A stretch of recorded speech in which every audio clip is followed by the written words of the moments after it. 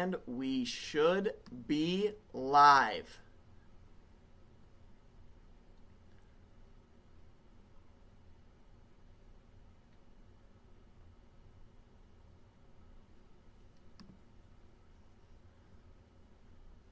We'll give it a few minutes to let everyone get into the mock draft, and then we will get after it.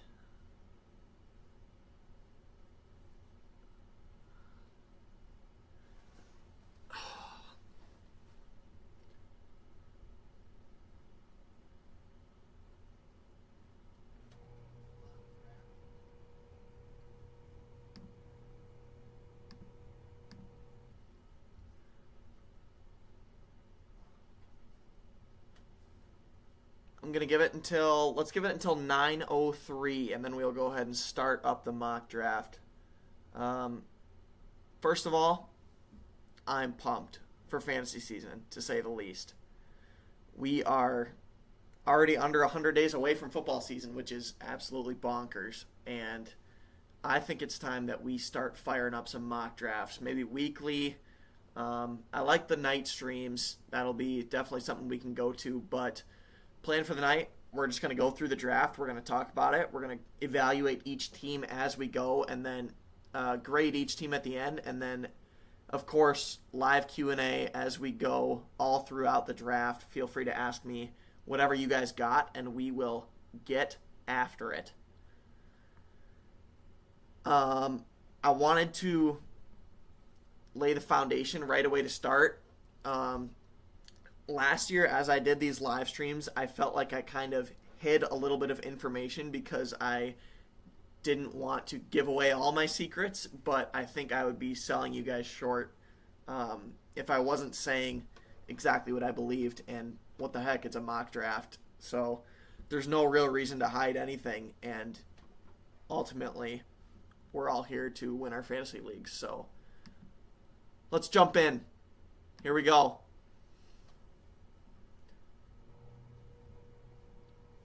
7 of you guys watching, let me know who's all in the comments. I got JSC and Carter. Carter's in the draft, I know. Let's go ahead and see who we got. Ooh, I got the second pick.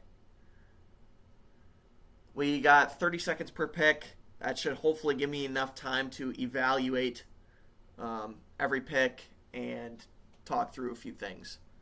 But as you guys know, I am definitely not going to go according to ADP, because that's the way I roll. And so we got Richard at the 101. Hopefully he's in. Maybe, let me see if I can just pause the draft real quick. I think we got everyone in. All right. St. Brown at the 101. I love it. In my opinion, the universal number one overall pick this year should be CeeDee Lamb. I think he is in his own tier for wide receivers. I think he is by far the most reliable. He's going to be in a pass-heavy offense. They have no running game. Dak was the leading touchdown thrower in the NFL last season. I don't think there's anything not to like about CeeDee Lamb. Joshua, I got pick at the turn. Let's see how that goes. Oscar LP, what's going on? Good to see you. Danny going with Bijan at the 103. Love to see it.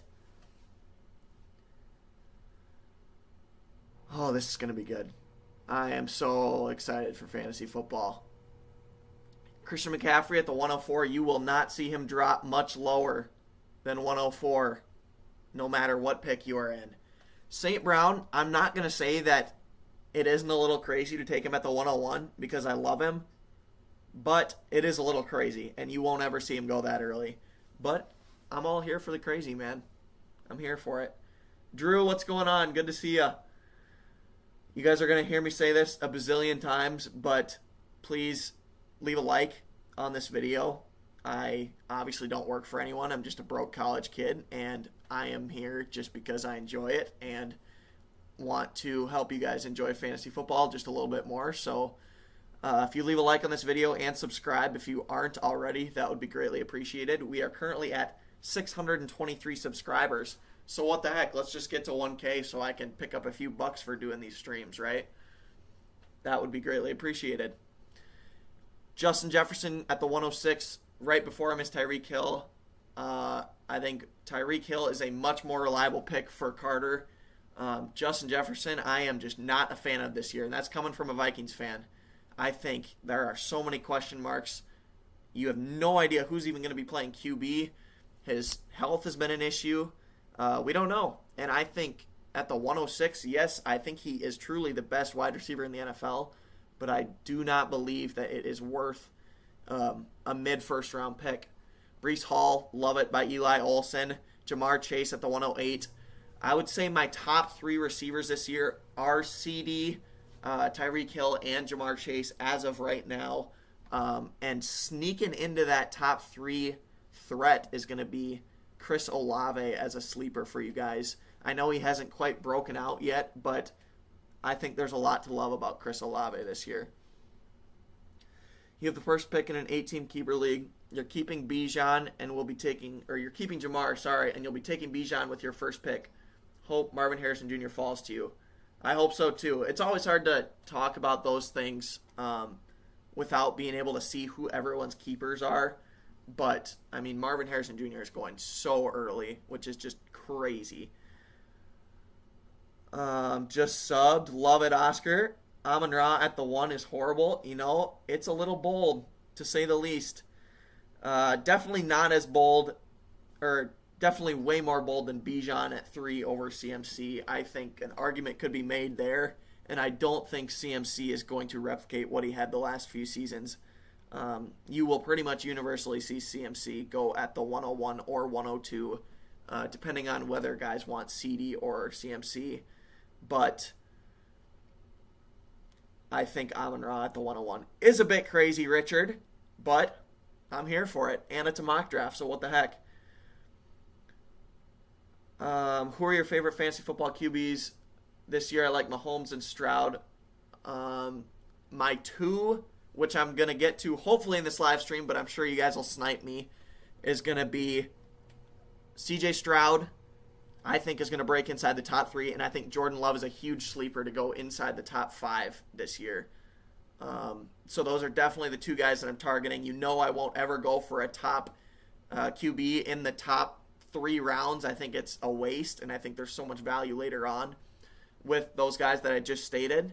And if I don't get either of those two up-and-coming superstars, I am perfectly okay to wait until Dak Prescott, Jared Goff, any of those steady guys like that we know are going to put up 18 fantasy points per game and be just fine. Let's evaluate a few of the picks. A.J. Brown at the 109, don't mind it at all. Jahmyr Gibbs, kind of that fourth. In my opinion, he's in his own tier at the running back position. He is so unbelievably talented, and if this guy did not have David Montgomery, I would absolutely take him 101, and that is not an exaggeration at all. Garrett Wilson looking for a bounce-back year, and then we got a double running back at the turn, Jonathan Taylor and Saquon Barkley, two guys that are big names that I personally am not too high on this year. And I think Taylor is kind of falling into the Colts offensive hype, and I'm just not seeing the upside of the Colts offense, at least right away to start the season. Saquon, I think, is going to be boom or bust. He's obviously a part of an awesome offense.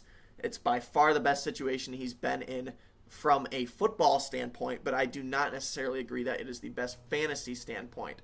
Puka, all good with it. Drake London, good. It's a little early for me. I just can't believe the hype that Drake London is getting after his last 2 underwhelming seasons. And to me, this is just a compliment to Kirk Cousins and also a diss on Arthur Smith, because everyone has said for years Kirk Cousins is nothing more than an average game-managing quarterback. And to suddenly put his number 1 receiver at the 203, I think, is a testament to how good he is at feeding wide receiver ones. Adams, I think it's a little early for Adams. Not a fan. Olave and Jamar Chase is a great start for our 8th pick. Marvin Harrison Jr., love him for Eli. Josh Allen goes off the board in the middle of the 2nd round as the first QB. Crazy. So early. He's always elite, though. He's top 2 every single year. I better get ready for my couple picks here, and then we'll hop back in the chat. And we will have more time to evaluate the picks as we go, of course. I drafted a wide receiver first round, and I'm going to be honest with you guys. I just do not like almost all of the middle of the second round picks to the early third round picks. And so I think naturally a lot of the guys that I'm going to be taking with my second and third round picks are going to be controversial and are going to be reaches for quite a few people. So we got to evaluate what we're going to do here. Ayuk goes, Ayuk is the suggested pick. I will absolutely not take Ayuk. I can promise you that. I think we are going to go with either Rachaad White or Isaiah Pacheco here. We're going to go with Rachaad White.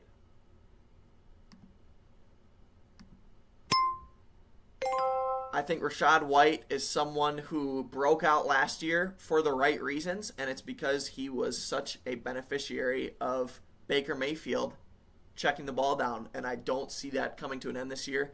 Bucky Irving was drafted by the Bucs, but the only thing he's good at is what Rachaad White is already good at. And so I don't see Bucky Irving chipping into Rachaad White's workload at all this season. So now Hurts goes at the 212, and I would assume if I were Richard, I would take Pacheco here.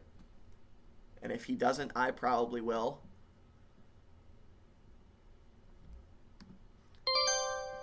Let's see, did he take him? He took Laporta. All right. So we are going to go ahead and take Pacheco. Derrick Henry is someone I'd be looking at here. Achane, someone I'd be looking at here. We're going to go with Pacheco. One thing that is becoming more and more evident is workhorse running backs are absolutely minuscule, especially this year with all the trades that we saw. Rachaad White is going to get a lot of work. Pacheco is going to get all of the work. And they are both going to be on offenses that use them a lot. White for checkdowns in the passing game for PPR leagues especially, and Pacheco, he's going to be on one of the best offenses in the NFL with the Chiefs. Repping my Kelsey jersey right now. And these are two running backs that I am just absolutely comfortable with. I don't see that low of a floor with either of them unless there's injury. So let me know in the comments what you think of my first 3 picks: CeeDee Lamb, Rachaad White, and Isaiah Pacheco. Danny's going robust RB with 3 running backs out the gate. I respect it. Travis Kelce, my boy, going at the 304. Very balanced team for Jack Houck. Let's take a look at these comments here.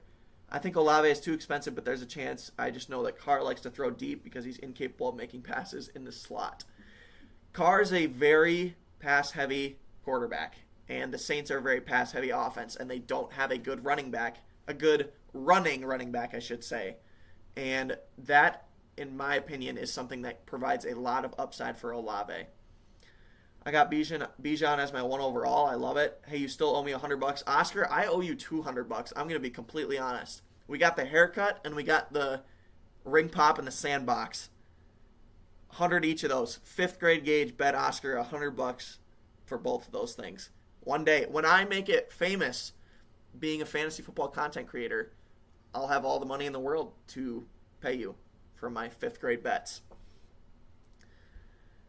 Targeting Burrow as my starter, 2 as my backup. I do not like Burrow as a starter. I'm just going to say it. I like Caleb a lot. I like Caleb too.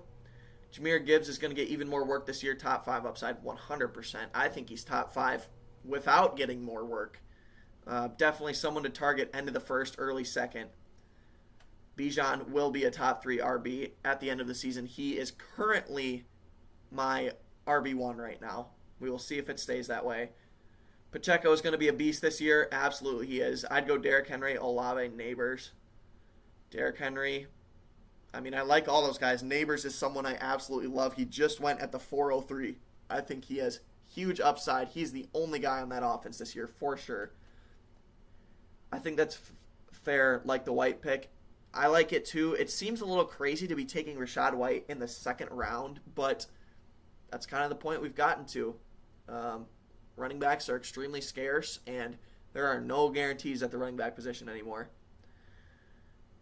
Achane, I'm not quite buying into the Achane hype yet. I absolutely think he's boomer bust, and I think unless I were to go an RB in the first round, like someone I know is going to do good, I don't think I'd want to draft Devon Achane, personally.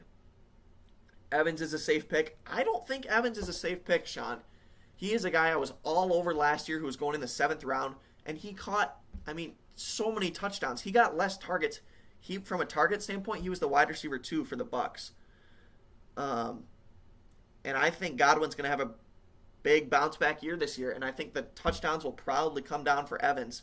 And for someone who's so dependent on the deep ball, I don't think that is someone you should count as a safe player. Thoughts on Ladd McConkey versus Keon Coleman versus Xavier Legette? I love McConkey and Coleman much more than Legette. Both of those two, McConkey and Coleman, I think have top 20 upside. I think they'll both be wide receiver 2s.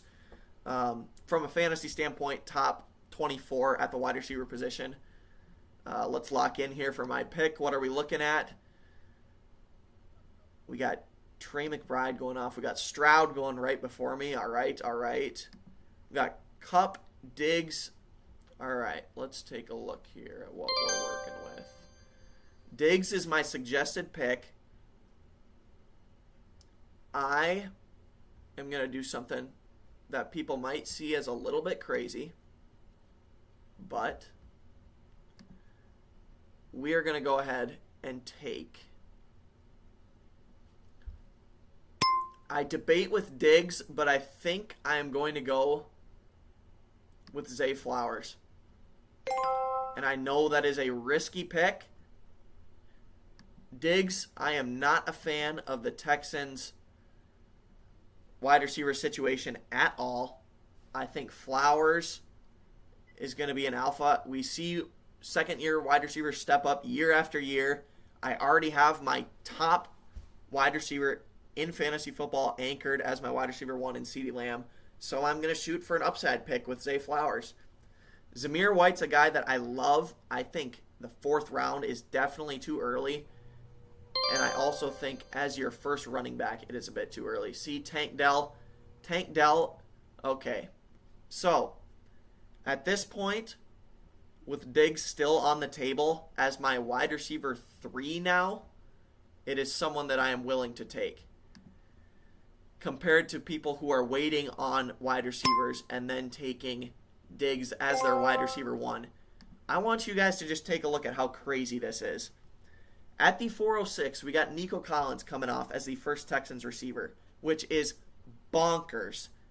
Nico Collins was a nobody before last year. A complete nobody.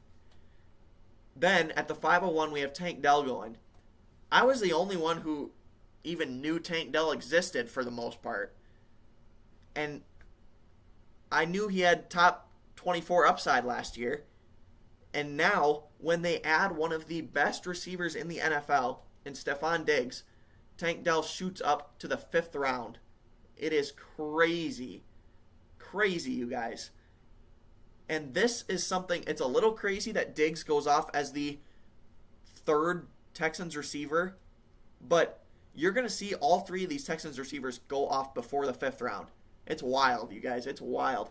There is just I understand they all have upside, but it's going to be so boom or bust for the 3 of them.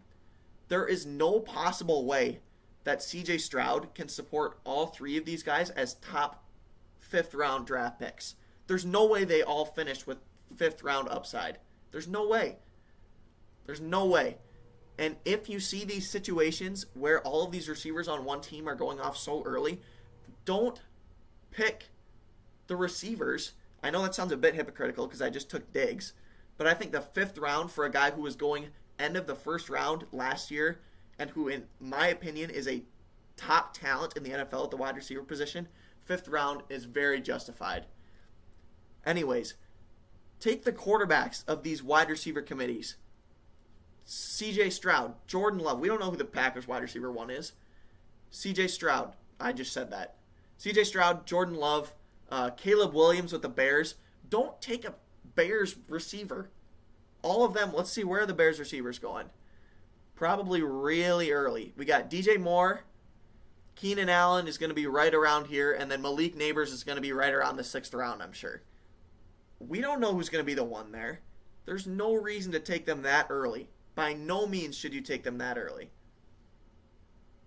How do I feel about Zamir White round 5? I think late round 5 will be all right, but I think he is someone who should not be your running back 1. I think he has tons of upside. I think the Raiders are going to run the ball almost as much as anyone in the NFL. Their quarterbacks are terrible. They can't throw. They're going to lean on the slow and steady run game. We know that their head coach this year is going to lean on the run game. That's what he showed as soon as he took over last season. I think Zamir White is a huge upside play. All right, real quick, we got, I think, 13 or 14 of you guys watching. Make sure to leave a like on this video. It greatly helps the channel. Subscribe if you haven't already. Let me know what you are thinking about fantasy football this season. Let me know what you think of my team to this point. I like what I'm working with. I'm going through the comments. I'm going to answer any questions you guys got for me. Right at the end of this draft, we are going to grade every single team. I'm going to give you my opinions. I'm going to talk through every roster from the perspective of structure, from player to player, what I like and dislike about how teams were drafted, and we're just going to let it rip, baby. I'm hoping to do these live streams more and more as the summer goes on and as we get closer to fantasy season. So do make sure to leave a like on this live stream, please. The roster right now is looking like CeeDee Lamb, Zay Flowers, and Diggs as my 3 receivers. We got Rachaad White and Pacheco as my running backs.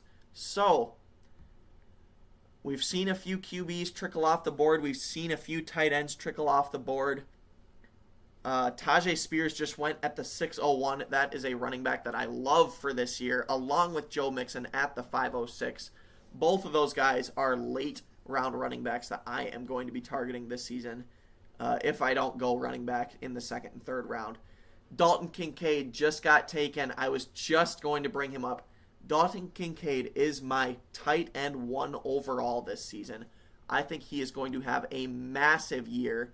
He is the one reliable guy that is still sticking around, and I think there's no reason that he could not have a massive year this season. If I don't get Kincaid, I'm typically going to go draft this guy that just went at the 608, Jake Ferguson. He is my number 3 tight end this season, who is typically going to fall till the 7th, 8th, even 9th round. Huge value, for sure. All right, what are we working with here? So, here's a little tip here.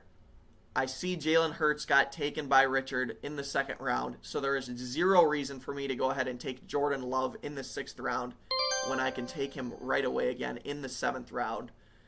I don't love the running back values that we're working with right now, and my 2 favorite tight ends just got taken, so we are going to punt the tight end position and go ahead and take another wide receiver. Keenan Allen's still available. Godwin and Johnson are guys that I like a lot more. Let's go ahead and go with Deontay Johnson. Wide receiver 1 incoming for the Panthers. He gets a fresh start in Carolina. He could be a guy that typically runs short routes that Bryce Young could look to. I think he's going to take over the Panthers' wide receiver core. And then we are going to turn around right after this and go with our top 5 breakout quarterback, Jordan Love. Let me know what you guys think of Jordan Love this season. I think he's got one of the most young and talented offenses in the NFL. No thank you. I would not like to dominate my draft. Richard, bro. How am I supposed to take Jordan Love when you snipe him for no reason? Answer me that. Man, we're going to go with Chris Godwin here.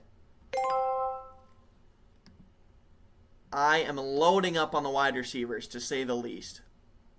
As you guys can also see, I did not add a defense or a kicker in this draft just for the sake of efficiency. Richard, I want to see you in the comments right now because we're going to have to throw hands.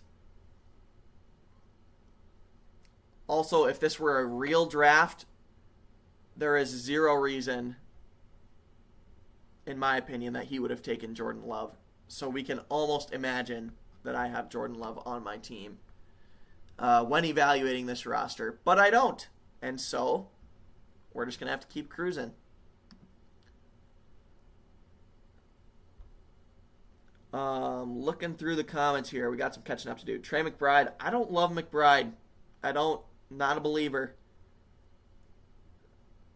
David Johnson for sure. Go Cards. Hey, I want to know how you're feeling about the Cards this year. This is probably the most excited you've been about the Cardinals in a long time. DJ Moore, Keenan Allen, Roma Dunze all coming off rounds 2 to 5. Yeah, it's brutal. It's brutal, man. I think Mixon has a chance to be a good return on investment. He's the sole lone back in the offense because of Marco Ryans. Yeah, Pierce is brutal. Mixon's going to be really good. MJ and Ladd are my 2 must-draft rookies for sure. Amari Cooper is safe. Yup. I also like Flowers. So do I. Think Carter's is better. Let's look at Carter's team. Tyreek Hill, ETN, Cook. Yep, first 3 picks are solid. Ferguson's really good, and Cooper's safe. Smith has upside, no doubt. Solid team for sure. Pro tip for chat: watch Steve Smith Sr.'s cut podcast when it comes to receiver. He's a master at evaluating talent. What a troll, LOL. Thank you. Richard, you're trolling me, man. Absolutely trolling me. A little nervous about Jordan Love not having any true 1 receivers. I think that's the scary part and the dangerous part for Jordan Love as a positive thing. Defenses are going to have no idea what to do when lining up against the Packers. And as a Vikings fan, I am absolutely terrified of that. Thoughts on Tua as a backup? He's safe. They're going to be in a great offense, no doubt. Spears breakout incoming, totally. Sorry, buddy. You don't... Richard, bro. Killing me, man. Killing me. All right, so we currently have 5 receivers and 2 running backs. So let's take a look at the value we're working with here.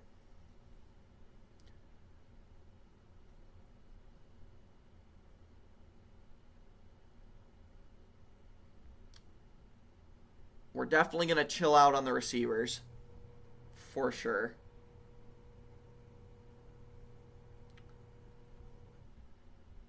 We're not in any rush to take a quarterback because essentially every quarterback at this point is going to be exactly the same. So we're probably going to go with a running back or a tight end. Tight ends, too, at this point, though, are all going to be the same. So let's look running back. What are we working with? Brian Robinson Jr., Zach Moss, Austin Eckler. Richard, I'm going to keep my mouth shut before this pick so that you don't completely screw my mock draft. And let's see if you've been watching First and Goal content and can read my brain to know exactly what I'm going to do. I will say, if you get to this point in the draft, though, you don't want to be rushing on either quarterback or tight end because all of them are virtually going to be the same. Jack Houck, Caleb Williams, I think you may have just taken him because you thought that I might take him. Caleb Williams is going to be very good this season. And I think it's a bold take, but I think he has top 5 upside. The Bears' offense is going to be awesome. And I mean all sorts of upside. Looking at the running back position, we are going to go ahead and take Devin Singletary. Seems like a boring pick, and truthfully, it is a little bit. But like we said with Malik Neighbors, Singletary is going to be one of the only guys who has any talent on the Giants offense.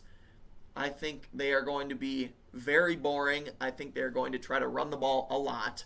And I think Singletary is the only guy who is going to get the volume in that backfield.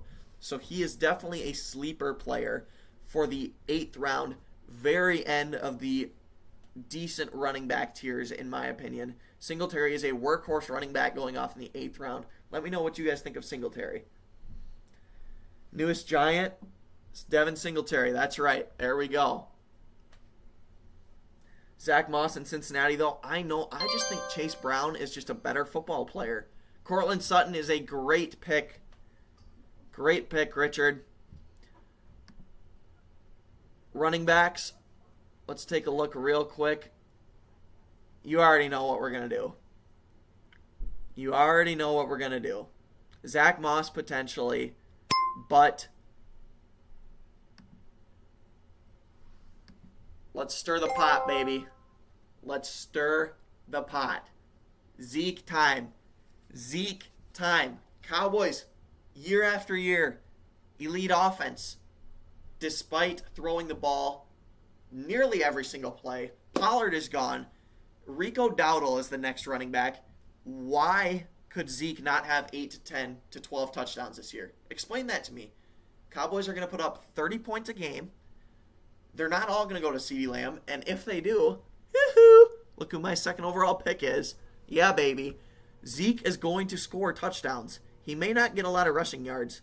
They are going to be extremely pass heavy, but there are very few guys that we see be as successful and effective around the goal line over the years as Zeke Elliott.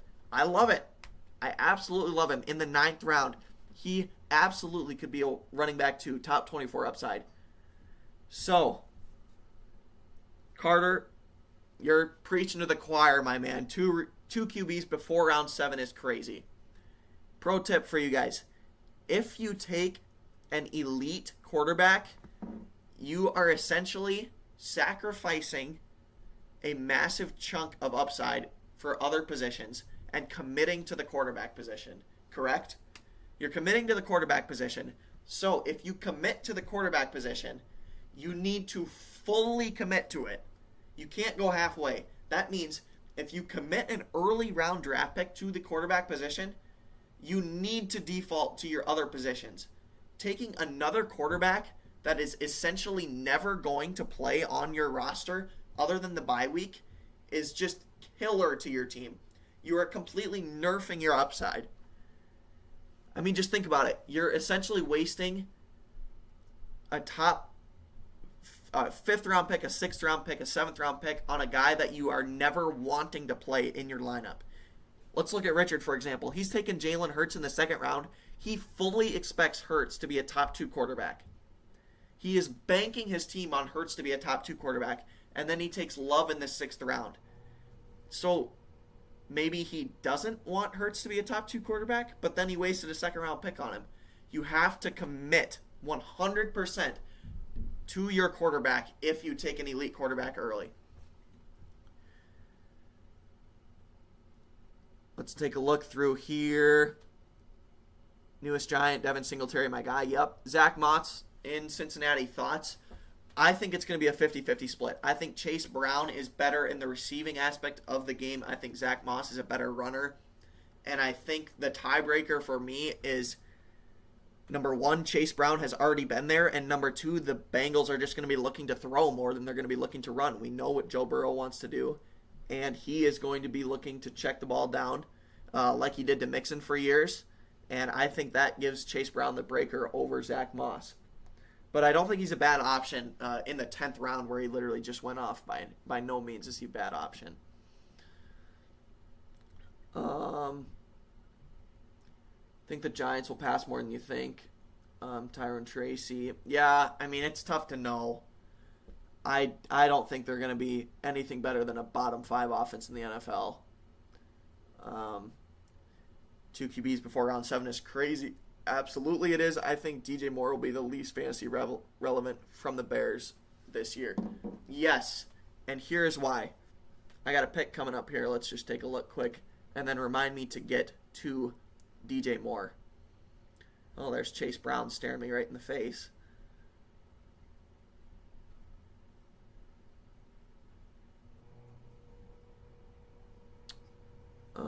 Who are we looking at? Let's check out the tight ends real quick. Goddard, command. Good. Got that figured out. So I think I'm good on tight ends.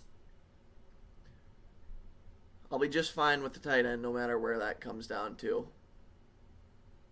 Quarterback, we probably got to make a decision pretty quick here. We got a few teams auto-drafting, so they're naturally taking quarterbacks. Somewhere in this range, we typically take someone like Goff, Herbert. Stafford's one of my huge sleepers for this year. Trevor Lawrence, we obviously loved last year.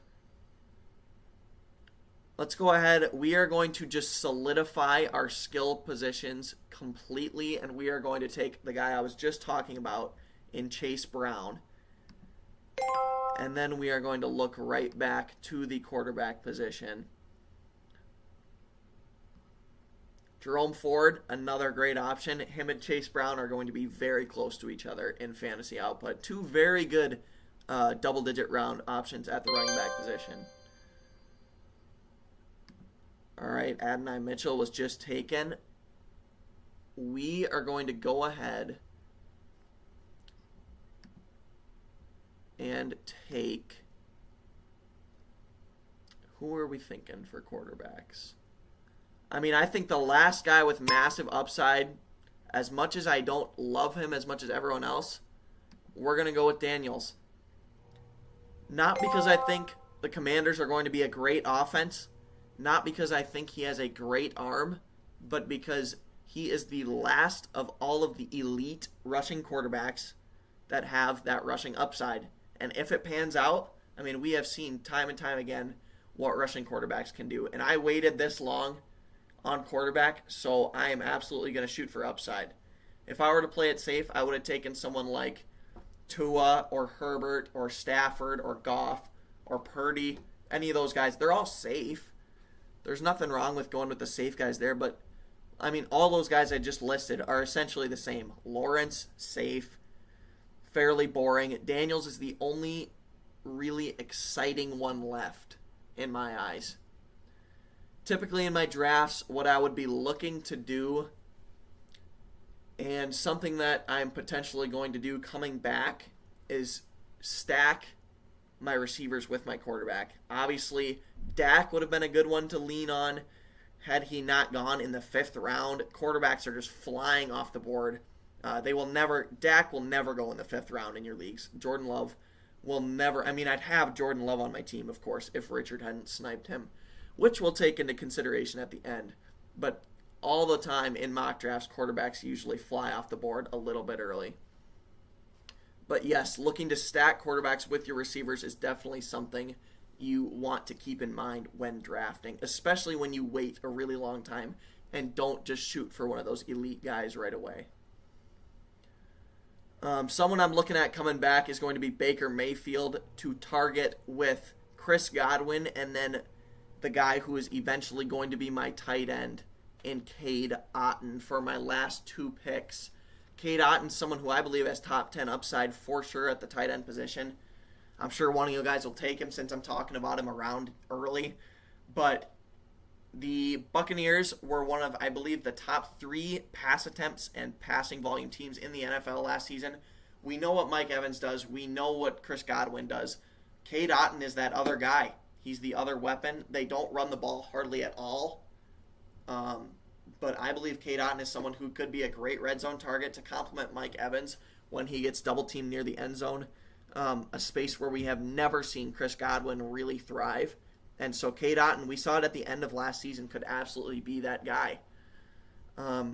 Make sure, if you are in a 1-quarterback league, to always, and I mean always, have a backup. And the only scenario where you don't want to have a backup is if you take that elite quarterback. Like I said, all your chips are being pushed forward, banking on that elite quarterback. That is the only scenario in a 1-quarterback league where you should not have a backup quarterback. Please do me a favor.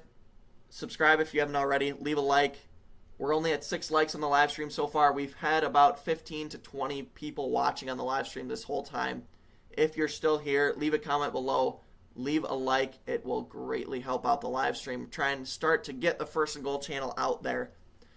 We've been laying the foundation for quite some time. Obviously still in college, so grinding through school, grinding through a tennis career. I play college tennis, as many of you know. So this right now is more of just a hobby, but sometime in the near future, we are going to try to see what we can do to grow the channel. So please leave a like and subscribe to the channel. I would greatly appreciate it. There we go, 7, working our way up there. I just want to get double-digit likes. That's all I really want. That's all I'm asking. We've had double-digit viewers the whole time. Let's get double-digit likes. And make sure to stick around at the end of the live stream. We're going to go and grade each and every team. If you are drafting and are in the chat right now, make sure to stick around. Let me know what you thought of the draft. And if you are just watching for the heck of it, because you're a fantasy football fan, let me know who your favorite team is and where you think some of the best and worst draft picks are. Love to hear your guys' opinion. I'm going to go through and grade each and every team. I'm going to be 100% transparent. I'm not going to lie to anyone. I'm going to tell you exactly what I think. That's one of the things I take a lot of pride in, is being blatantly honest with everyone, and I think that's what has helped me excel in fantasy football for so many years. Obviously, we don't have a tight end yet. We punted the tight end position, but not fully a punt, because we are going to get a guy who, in my opinion, is a top 10 tight end in Cade Otton, and then we're going to go ahead and take a backup quarterback that's going to be safe, since we went risky with Jaden Daniels. Tight ends, Dalton Schultz is okay. In my opinion, Luke Musgrave or Cade Otton would be the go-to options here at the tight end position. Let's go ahead and go with Cade Otton. Jordan Love, if I had got Jordan Love as my quarterback, no-brainer would go Luke Musgrave. So Richard, thank you for that. I no longer get to stack my guy Luke Musgrave with Jordan Love. But I will get to stack Baker Mayfield with Cade Otton. So that's what we're going to roll with.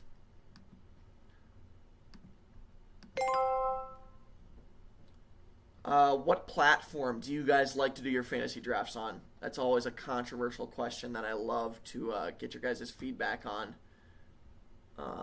So let me know in the comments below what your favorite draft or your favorite platform to draft on is.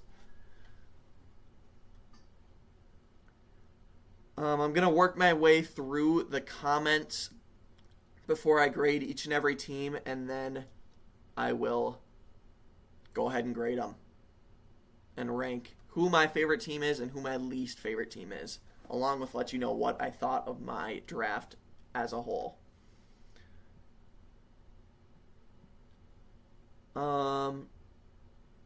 Let's see, where are we at here? Where are we at? You think Zeke could be what James Conner was a couple years ago? Absolutely. Drew Reviews Music said, Gage just enticed me into Zeke Elliott. I do agree with his sentiment. I'm afraid Zeke will get injured, and then Dowdle becomes Tony Pollard 2.0.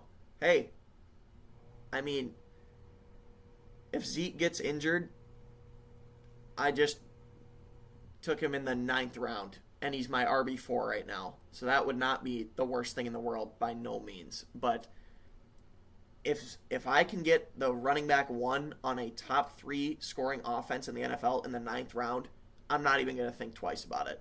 No way will I think twice. 100% committed to Burrow. That's on you, man. Burrow and Chase stack is nasty. It could be the best in the NFL. I don't have to agree, but you got to have your own thoughts and opinions. That's what's going to make fantasy so fun. Sleepers, Jerome Ford says humanity unbound. I agree. I do not think Nick Chubb will be ready at all. Jerome Ford is going to be the running back 1 on that offense for the entire season, in my opinion. Chubb nearly had his leg amputated, for crying out loud. We cannot evaluate Nick Chubb as the running back he once was. He will never be the running back he once was. Ford solidified himself in that offense last season and proved he's good enough running back. Vidal's a deep sleeper. Yes, he is. Chargers 6th-round draft pick this year. I do not believe in Gus Edwards or J.K. Dobbins to carry a workload by no means. Thoughts on Jayden Daniels? Well, I explained a little bit in my pick. I think he is being drafted too high, and I took him here because I punted the quarterback position and because I knew I could get a reliable, safe quarterback later in my draft. And again, I also technically took Daniels, but in any other draft, when I hadn't pre-spoken about my pick, I would have Jordan Love as the quarterback on this roster. Let's take a look at my grade real quick. Got a B+. Never, ever, ever listen to the fantasy draft grade that Fantasy Pros gives you, because this grade is entirely based on Fantasy Pros rankings. And you guys already know I never draft on Fantasy Pros rankings. I draft on my own rankings, on my own gut feeling. You guys are never drafting on Fantasy Pros rankings. I sure hope not. I pray that you guys are not drafting on Fantasy Pros rankings, because all they do is lie to you. They do not care about how you do in your leagues. You need to be the judge of your own fantasy teams. Fantasy Pros is completely full of lies. It is untrue. So do not draft your team based on their ADP. Do not grade your team based on their grade calculator. That is all I have to say. Let's go ahead and look. Let's X out of here real quick and check out the draft board. We're going to leave it here just a sec. We're going to finish getting through these comments, and then we are going to get to grading each and every team. Make sure to leave a like on this video if you have not already. We're up to 8 likes. 2 more, guys. I just want 10 likes. That's all I'm asking for here. All right.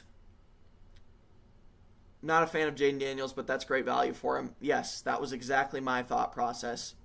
I am not a fan of where he typically goes, but I thought that it was just fine where I took him, and considering the circumstances. Personally, I would have taken Trevor Lawrence there. Yep, that would be completely reasonable. I have the same thoughts on Daniels. It's just another high-risk, high-reward pick for sure, for sure. Do you think part of Stefon Diggs' fall off was a new midseason offensive coordinator? I think that it was just really fluky, to be honest. And I think it was something that should not be thought about too hard. He has been a top 5 receiver in the NFL for like 5 to 8 years consecutively now. And to suddenly have a top 5 to 8 receiver just in our head be a guy who's just fallen off a cliff, I think is a bit of an exaggeration. And he was still getting elite volume all through the end of the season, and the points just weren't following. And we always say to chase the volume. We always say to chase the targets. The efficiency comes and goes at times. It's a bit of a roller coaster, but I think Diggs is going to have a bounce back year this year. He is always someone. He's one of the best route runners in the NFL. He's always been elite. He is going to be good this year, and he is going to be the Texans' wide receiver 1. Nico Collins is going to be one of the 2 worst draft picks in fantasy football this year, along with Brandon Ayuk. However, it looks that he is going to get traded in the next few days here. Let me know what you guys think of Ayuk in the comments. That is definitely something to monitor. Godwin playing in the slot this year, he may go off. Absolutely. I mean, from a target standpoint, I'll say this again, he was the wide receiver 1 last year. And this is coming from a guy who was saying over and over and over again to draft Mike Evans in round 7. I don't think Evans is going to replicate what he did last season. And he's going in the 2nd to 3rd round. It is crazy. Nothing has changed in the Bucs situation. Last year they were saying to draft Evans in round 7. And now they're saying to draft him in round 2. It makes no sense, you guys. 0 sense. Godwin is going to have a bounce back year. His efficiency is going to be better. Thoughts on Kincaid? He's my tight end 1. I'm going to say it. I don't think it's going to change. Kincaid is the number 1 tight end in fantasy football this season. Quentin Johnson is one of those guys that had a rough rookie year, but I'm not giving up on him. I mean, yes, it was brutal. He was a first-round draft pick. There was clearly talent there. No doubt he could bounce back this year in definitely a suspect wide receiver room. I love McConkey. I think he's going to be great. I also think Palmer is one of the best values at the wide receiver position.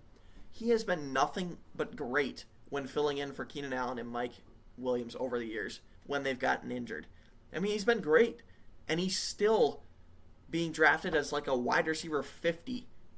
Why would you... I mean, truthfully, he's probably going to be the number one target, even if he doesn't deserve to be. But he's going to be the number one target for Herbert, for the only guy that's really been there. I mean, we got 2 new running backs. We got McConkey. We have Quentin Johnson, who's basically new. Palmer's the only one that's been there for Herbert. I mean, he's going to get a lot of targets thrown his way. I think he's a huge value this year. I have all sorts of sleepers that I'm going to go through and talk about, so you guys will definitely need to subscribe and stay tuned for that. But Palmer is definitely one of them, along with McConkey. You think Kincaid goes off to the unclaimed targets from Diggs moving on? I mean, yeah, we got Diggs and Davis gone for one of the highest scoring and passing volume offenses in the NFL in the Buffalo Bills. The targets have to go to Kincaid. They literally have to. Coleman's new. Curtis Samuel's new, and Curtis Samuel sucks. And we don't know about Coleman yet. Khalil Shakir is okay. He could be great. But Kincaid is the guy we know is great, and we know is going to get the volume. Him and Shakir, yep. Didn't even read that. Not sold on Chubb, absolutely not. Kincaid's the tight end I want. Him or McBride, yep. I would much rather have Kincaid than McBride. You love Danny's team. We'll take a look at it in just a second. Diggs is going to be the wide receiver one. Do you think Kelsey falls to the 4th round in a 10-man league? I don't know. I think if he does fall to the 4th round, I think that he's absolutely a good pick. He's my number 2 tight end in fantasy this year. He has been elite. Obviously, I wouldn't be repping his jersey if he hasn't done wonders for my fantasy teams in past years. Stay tuned for my fantasy MVP from last season. Each and every year, I've started this tradition since I started First and Goal. I'm going to get the jersey of my personal fantasy team's MVP of the season. 2 years ago, it was Travis Kelce. This past season, it was another much more shocking guy that you guys are going to see me repping the jersey of very shortly. Let me know in the comments below if you know who it is. I was just absolutely perfect on the prediction with this guy last year, and he helped me have very great success in fantasy seasons this past year. So let me know in the comments if you know who that is, but it's a cool tradition. I'm kind of excited for it. I'm going to have a lot of unique jerseys. It's going to be cool for repping different teams. I'm excited for it. But yes, I think Diggs will be borderline 4th round, maybe end of the 3rd, and I think he's a good value there. Now I've got you on the Diggs train. The consistency concerns me, but his talent will win out. Yes, talent will win out. Talent will always rise to the top. Nico Collins was a nobody for years. And when he had the perfect situation and his quarterback going off, he excelled. And when Tank Dell got hurt, Nico Collins is not that good of a football player. He's not. He really isn't. Wanted to take a quick moment to say we got to 11 likes on this video. That's awesome. Keep pounding the thumbs up. I love it, you guys. I love it. I think Ladd will be Herbert's wide receiver 1 by the end of the year. I also agree. Now, let's get to grading the teams. Here we go. Richard, my nemesis from today's draft. We're starting off with you. Amon-Ra St. Brown, solid. Bit crazy at the wide receiver 1 overall, but solid. Hurts, Laporta, White, Dell, Love, Harris. Okay, so the 2 receivers, we're going to start. Amon-Ra and Tank Dell. Amon-Ra is a solid wide receiver 1 for any team, no doubt. Tank Dell is way too risky of a wide receiver 2. He is literally the wide receiver 3 on his team this year. So to have him as your wide receiver 2 on your fantasy team is crazy. You have got to have a more reliable and better wide receiver in the number 2 than Tank Dell. Yes, he has upside. We saw it last year. He will have it again this year, but it is way too risky to have Tank Dell as your wide receiver 2. Jalen Hurts in the second round. He's my number one overall quarterback this year. I'm not going to say it's a bad pick. It's a fine pick. But what makes it a bad pick is that you went Jordan Love in the 6th round. You are not committing to Jalen Hurts in the 2nd round by drafting Love in the 6th round. Laporta in the 3rd round is way too early. Laporta was not even the tight end 1 last year from a points per game perspective. He wasn't, and I think people are forgetting that. I was one of the only people on planet Earth preaching about Sam Laporta. Nothing has changed from last year when he was ranked as like the 23rd tight end to this year when he's the tight end 1. Nothing in the offense has changed at all. He is not going to replicate what he did last year, and he is not worth a 3rd and a lot of times 2nd round draft pick. There is no way. Zamir White is a solid running back. I think he'll be safe. And Najee Harris, I think, will be safe. I think this team is just mediocre at best. I think the wide receiver 1 is fine. I think the quarterback 1 is obviously great. You have the number 1 quarterback and you have the number 1 tight end. I think you had the ability to get the number 1 receiver or running back, of course, obviously with the 1st round pick. But then everything else after that kind of falls off the tracks. So you are really banking on Hurts and Laporta to dominate at their respective positions. And I'm just not sure that they are going to be that much better than everyone else in the field. My team, we'll get to my team at the end. You guys want to hear about your teams. Danny went with Bijan, Kyren, and Derrick Henry. Obviously, that running back room is unreal. I love Bijan. I love Derrick Henry at their prices. Kyren, I think, was a bit of a reach. I would have rather had either White or Pacheco over Kyren. I think Blake Corum is going to eat into Kyren's work quite a bit. Joe Burrow at the quarterback. I do not love Burrow as a quarterback. He was elite years ago, but he hasn't proven anything to me. He really hasn't. And we have question marks with T. Higgins and his contract situation. We have question marks with the 2 new running backs.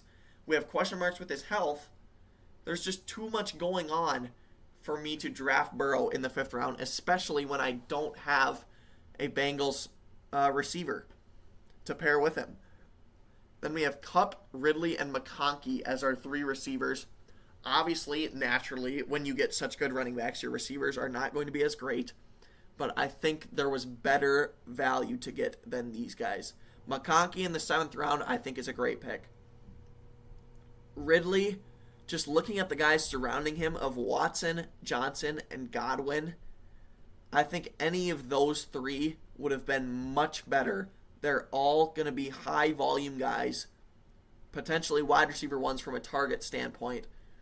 Ridley, new team. He's got DeAndre Hopkins there. They're going to be very run-heavy, and the quarterback just really is not very good. So I'm a bit in question on this team. Cooper Kupp, I think, could have a bounce-back year. Again, though, he's a wide receiver 2 who is your wide receiver 1. You have got to get a wide receiver 1 who is safe if you are taking him with your first wide receiver pick. Jack Houck, again, I'm just going to say another mediocre team, definitely carried by the running backs. Jack Houck, Christian McCaffrey at the 104 is very good value. Pittman at the 209 I think is too early. I was all over Pittman last year, but I think he is just too far. He is just too far up the draft boards. His situation has gotten worse from last season. And last year he was being drafted in the 7th round, and I was all over it. I had him in every league. Now he's going in the 2nd round. The 2nd round, you guys, with a running quarterback, with an improved wide receiver 2 and a rookie wide receiver 3, and one of the best, highest workload running backs in the NFL. I just don't see the upside with Pittman. Not worth it in the 2nd round. Kelsey in the 3rd round is great. Stroud in the 4th round is great. Stevenson is going to be a workhorse. I'm not worried about Antonio Gibson. I think Christian Kirk is a great pick in the 6th round. He is a wide receiver 1 that you got in the 6th round. That I love. I don't see that much of a difference between Pittman and Kirk. I really don't. One was taken in the 6th and one was taken in the 2nd. Pollard is, in my opinion, just kind of a boring pick. I think Spears is going to be the one, and we got Williams, who is going to be a breakout quarterback, and I think is going to really excel. Obviously, I can get into the bottom picks, but we got to get through this. I can't stay up all night talking about all these guys. Carter Erickson. We got Tyreek Hill, Travis Etienne, and James Cook. I think that is a great start. Tyreek Hill, obviously an alpha receiver. He is going to be great unless he gets injured. Travis Etienne, I said it last year. I'll say it again. The Jaguars' offense has so much potential. We saw it at the beginning of last year for Etienne, and we saw it for the Jaguars as a whole when they were the number one team in the AFC, and then they let it slip. And Lawrence got hurt, and it just all fell apart. Cook is the pretty much safe and reliable guy from a running standpoint on the Bills' offense, along with Dalton Kincaid on the receiving end. I think he could have a great year. I think this is going to be his best year. I love this James Cook pick in the third round. Devonta Smith, upside pick. I think he is going to be very inconsistent. Kind of the opposite of this guy, Amari Cooper. I think he is going to be super consistent and steady. Jake Ferguson, love the pick in the 6th round. It's a bit early, and I think you could have waited till the 7th.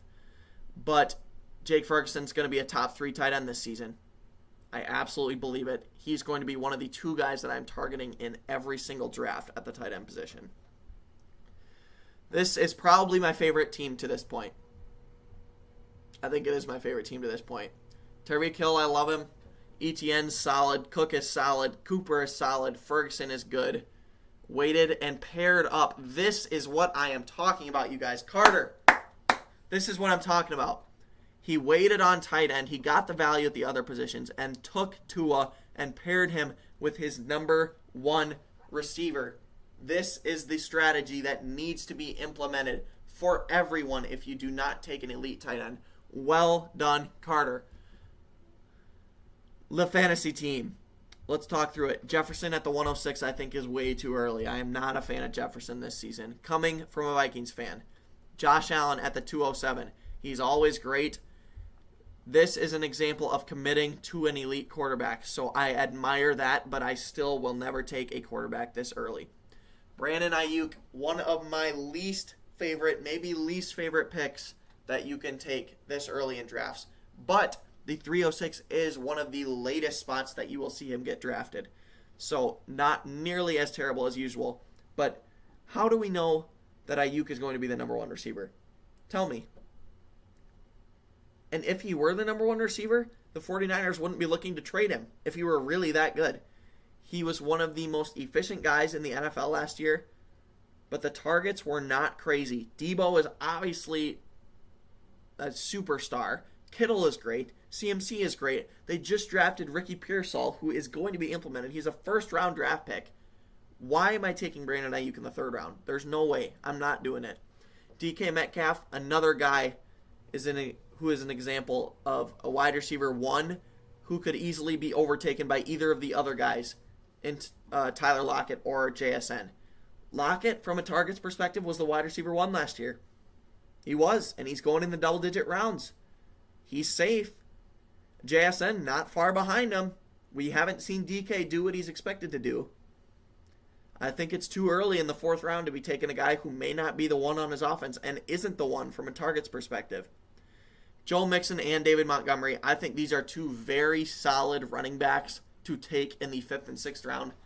And for a guy who didn't take running backs the first 4 rounds, very smart picks. I think they're both very safe, very reliable, and that is exactly what you want to do if you do wait to draft running backs, is don't shoot for guys for upside. Go very, very safe.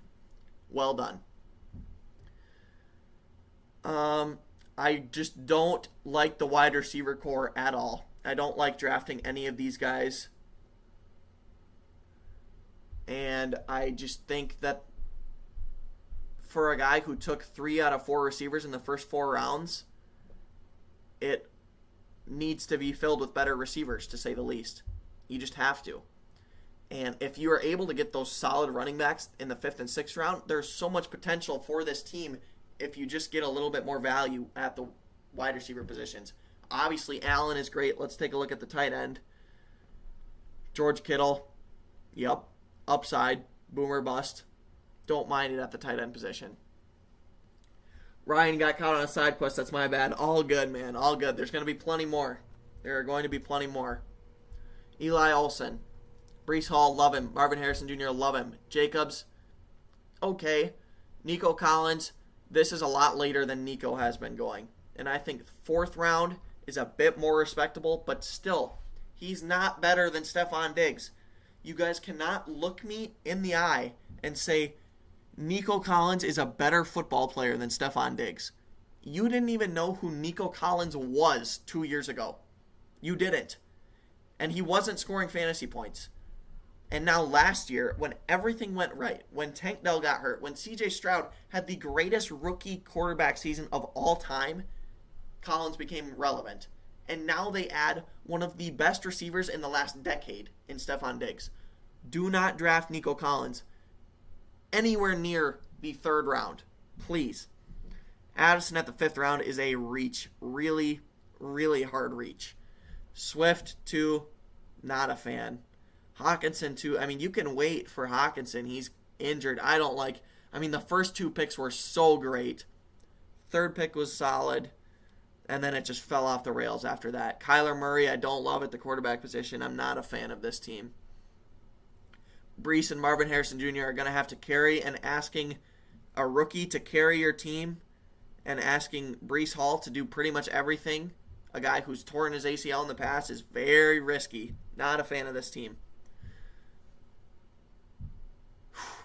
All right, couple more to go. Jamar Chase, Chris Olave, awesome start. Awesome receivers. Love both of these guys. We'll see what they can do later on. Pat Mahomes, safe, of course.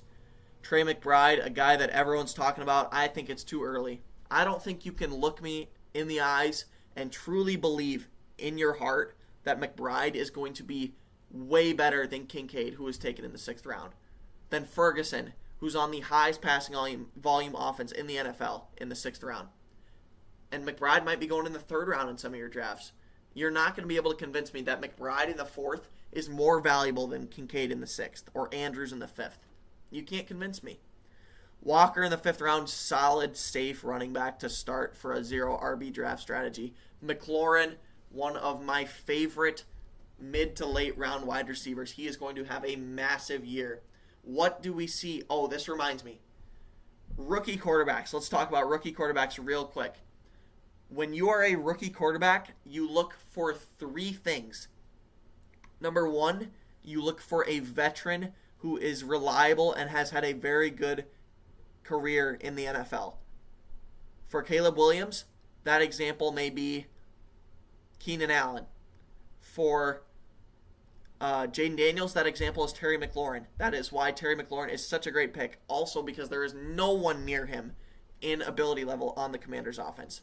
But Caleb Williams, we're going to talk for the Bears real quick and get back to my point about why DJ Moore is such a terrible draft pick.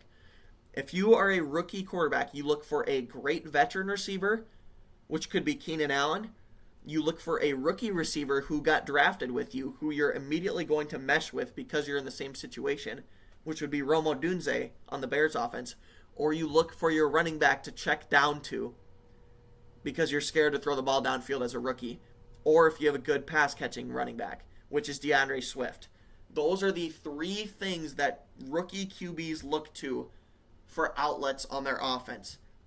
Keenan Allen as the old veteran with success, Rome Odunze as the incoming rookie with Caleb Williams, and DeAndre Swift as the solid pass-catching running back. Neither of those 3 involve DJ Moore. DJ Moore is not going to be utilized like he was in previous seasons. He is a bad draft pick. All right. Where are we at? My voice is running low. Trey Benson is the RB2 on this team. That is what is the issue here. Tight end is fine. Quarterback is safe. Receivers are great. This is by far the best receiving core that we've seen to this point. But the running back, RB2, is a bit brutal. I'm just not a fan. I don't think Trey Benson's going to overtake James Conner. I think Conner is a fine running back. And I think he has proven that he is going to be effective. And I don't see Trey Benson being good enough to be an RB2 on a fantasy team. This is a good team. The receivers are by far my favorite in the draft to this point. I think either of those first two receivers have top 3 upside, and I think McLaurin is maybe the best pick possible in that situation from the wide receiver position. Walker's safe. McBride is safe. Very good team. Very good team. This team was auto-drafted, but we're going to go ahead and take a look through it.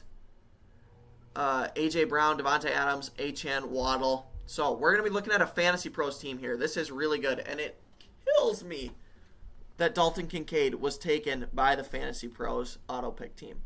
Brown is safe. Adams, I don't see it. He's old. He's getting worn down. Yes, he's an alpha on that offense, but they're going to run the ball a lot. Aiden O'Connell is going to be throwing the ball. That is a horrendous quarterback, you guys. Terrible. I'm not taking Devontae Adams in the beginning of the second round with a terrible quarterback on a guy who's like 35 years old on a run-first offense. No way. Achane, boomer bust. I'm not taking a boomer bust running back like Achane as my RB1. No way. Waddle, he's an RB2 on his team, but he has a lot of upside, and he's being taken as the wide receiver 3 on this team, which makes it okay. Richardson is the number 1 quarterback in the NFL who's being drafted way too early. He has not proven anything. He has not proven a thing. I don't care what he did in the first 3 games of his career. I don't. He's not worth a 5th round draft pick. We said last year he was going to get hurt. We predicted it. Why? I mean, I'm going to say it again. He's going to get hurt again this year. He scrambles and runs around like a chicken with his head cut off. He's going to get hurt. He doesn't slide. He dives. He is going to get hurt. Do not draft Richardson in the 5th round. And that is exactly what Fantasy Pros and this auto pick user did. Kincaid is a great pick. I'm not going to give this team a grade because it was auto drafted, but Kincaid and A.J. Brown, in my opinion, were the 2 best picks. From the 10th pick, Gibbs, great pick. London has lots of upside, but I think it's just too early to take him in the 3rd round. Jackson, obviously, is as good as they come. We have 4 receivers going off in the first 3 rounds. That is way too many, you guys. You do not need to draft Lamar Jackson in the 3rd round, and I don't think you need to draft Mahomes in the 3rd round for that matter. Neighbors at the 4th round pick is great. I think he's going to fall a lot farther, truthfully, once the season gets closer. But Neighbors is going to be a breakout receiver. And if Marvin Harrison Jr. wasn't drafted in nearly any other wide receiver class, Neighbors would be the wide receiver 1 for fantasy. Mark Andrews is paired up with Lamar Jackson. That I do love. That is one of the best things you can do at the tight end position is pair him with your quarterback. That will help make your team so much more productive and efficient and will increase your upside for your team dramatically. Here's the issue.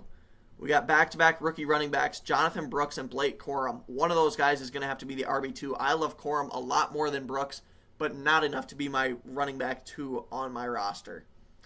Keon Coleman, Brian Thomas Jr., 2 very good sleepers, especially Coleman. Coleman is going to have a top 20 fantasy season this year. Believe it, baby. Believe it. Brian Thomas Jr., Jared Goff, both solid options as well. I like this team. We got an elite quarterback. We got it stacked with the tight end. We have a potential RB1. We have a wide receiver with upside. We have a wide receiver with upside. I think, and then another wide receiver with upside. I think I'd like a bit more reliability at the wide receiver position, and I'd like a bit more reliability at the running back position. I'm going to say this is a slightly above average team. We got Drafter here. I believe this was a real person who just named their team Drafter. We got Wilson and Puka Nacua, both solid wide receiver 1s. Then we got Alvin Kamara, DJ Moore. There's the brutal DJ Moore pick. Dak Prescott going in the 5th round. Dak is never going to go this early in the 5th round, you guys. You will not need to take him in the 5th round. You can wait till maybe the 7th or 8th round to get Dak Prescott. Aaron Jones, don't love him. T. Higgins, mediocre. The 2 wide receivers at the beginning are great. Kamara, I think, is a very safe and reliable running back to take as your RB1. I really like that pick. DJ Moore is where this team just went off the rails. DJ Moore is a horrible pick for the reasons I've already stated. You're going to hear me say it all summer. DJ Moore sucks, and he's going to suck this year. Dak Prescott is a fine option at quarterback, but if you're going to commit to waiting at quarterback, you can't take him in the 5th round. Jones, I think, is being overdrafted and being drafted too early. This guy has never impressed me. He's on a new offense. We don't know how he's going to fit in. I do like that he's working with a rookie quarterback from the aspect of checkdowns in the PPR game, but not necessarily a fan of Aaron Jones. Last team, Jonathan Taylor and Saquon Barkley. 2 guys who are pretty much going at this point in drafts universally. I think they're both fairly safe. I'm not even going to say they're fairly safe. I think these guys are being drafted a little bit too high. They both have extremely high rushing volume quarterbacks. And to have both of them, I think, is crazy. I think to have one of them is fine. But I think you cannot draft both of these guys who have extremely high volume rushing quarterbacks. Mike Evans, Deebo Samuel, George Pickens. Next 3 rounds. I'm glad they went away from running backs. I'm glad they went to the wide receivers. Evans is fine in the end of the 3rd round. Deebo, it's early. It's real early. Same as Ayuk. You don't know what the heck you're going to get week to week. You don't know what you're going to get for the entire season with Deebo. If Ayuk gets traded, Deebo to the moon. To the moon, you guys. Pickens, a guy I haven't talked about yet this live stream. Going to be a very great value. He's going to be a breakout wide receiver. He's the only guy on that offense. Wilson is good at sustaining wide receiver ones. We saw it with Sutton last year. Pickens is going to have a big year. Spears, a great running back. This is someone that I love targeting in these mid to late rounds. Jaden Reed, another breakout player, potentially, and Kyle Pitts, a breakout tight end, is finally going to put it together this season. Believe it. And lastly, my team, CeeDee Lamb, in my opinion, is the wide receiver 1 overall. Rachaad White and Pacheco both are going to be safe and solid. And at this point, if you don't get one of the top running backs, that is absolutely fine. Safe and solid workhorse running backs. They're going to get work in the passing game. I love both of these guys. And I think that is a great combo to get at the running back position. Then we got Zay Flowers and Stephon Diggs to solidify our wide receiver 2 and flex. I think Flowers has a lot of upside. I think there are going to be a lot of stacked boxes between Lamar and Derrick Henry in the running back or in the rushing game and aspect of the offense. So these guys could look to get wide open over the top. I think Flowers could have a lot of breakout plays this season. Diggs, I generally don't love drafting Diggs. I think he's a bit overpriced, but that's when he's being drafted in the 3rd and 4th round. 5th round for Diggs is completely fine. He's my wide receiver 3. He's the wide receiver 1 on the Houston Texans offense. I will say it over and over and over again. He is the 1. Believe it. Deontay Johnson is the 1 on this team. He is going to be better than he has in previous seasons. Bryce Young is going to lean on him. Chris Godwin was the wide receiver 1 last season from a target standpoint and will be again this year for a high passing volume Tampa Bay Buccaneers with Baker Mayfield. Keep in mind, I obviously did not take a quarterback or a tight end to this point. I would like to get CJ Stroud and I would like to get Jordan Love. 99 times out of 100, Richard is not taking Jordan Love here. So I would have Jordan Love on this team. And if I did, I would love this team. It would be one of the best drafts that I could possibly have. Singletary is a great option in late rounds along with Zeke Elliott. Singletary from the volume perspective, not from a scoring perspective. Zeke for the exact opposite, from a scoring perspective and not from a volume perspective. Chase Brown, I think, has pass-catching upside on a great, potentially bounce-back offense in the Cincinnati Bengals, Daniels, again, I generally don't love, and I would have had Jordan Love earlier in the draft if Richard did not snipe him from me because I was talking about him out loud on the stream. Daniels is an upside play, and that is all. I do not expect him to be great in fantasy this season. Cade Otton, breakout tight end potential, and Baker Mayfield, who I paired with Cade Otton and Chris Godwin. I'm very pleased with my draft. If I would have had Jordan Love, I would have been absolutely in love with this draft. That's all we got for the live stream. Still got a couple of you guys sticking around. One final time, I'm going to say, please, please, please do me a huge favor. Like and subscribe. Like this video. It is going to help me on this channel. Subscribe, of course, will help me. I'm trying to get to 1K subscribers. I'm just a broke college kid. I'm a college tennis player, college student who's trying to get some fantasy content out to you guys. I don't work with anyone else, and I do this because I care about you guys, and I do it because I enjoy it. I'm trying to help you guys win your leagues, and that is why I do these mock drafts. That is why I make videos. I don't make any money off of it. I don't do anything. And I'm just trying to be a source and an outlet for you guys and someone who loves studying football. And that is all. So one final time, please leave a like and subscribe to the channel. I would greatly appreciate it. Please reach out to me via Instagram in my DMs with any questions you got. I'm going to be full-fledged fantasy football for the next several months. Cannot wait. We are going to be doing more live streams, so you can absolutely stay tuned for those. That's all I got. I will catch you guys in the next